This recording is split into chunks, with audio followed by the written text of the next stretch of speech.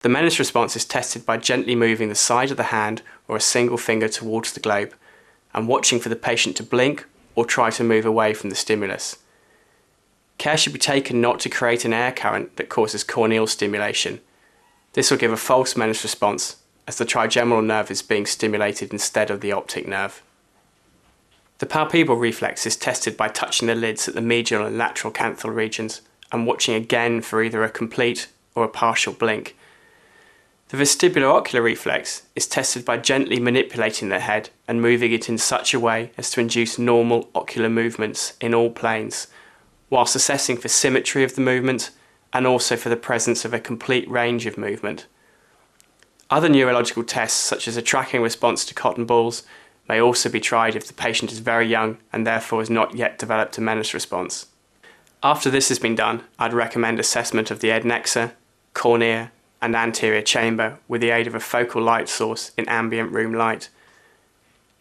A repetition of the original examination, now with a focal light source, will allow alterations of any shadows previously cast and may allow visualization of abnormalities previously missed, such as distichia or ectopic cilia. After a thorough examination of the adnexa, cornea and anterior chamber in ambient light conditions, with and without a focal light source, then I'd proceed to dimming the room lights and repeating some of this examination.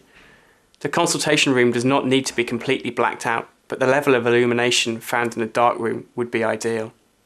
Initially in these conditions, I'd start by assessing the pupillary light response, both direct and consensual or indirect. This would be done as demonstrated in the programme. It's important to remember to cover the contralateral eye so as not to get any indirect light stimulation. As well as the pupillary light reflex, I would assess the dazzle response in the majority of cases.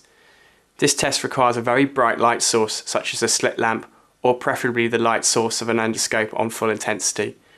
The patient should try and pull away from the light or at least rapidly blink and close its eyelids. Remember, this is not an assessment of pupillary function.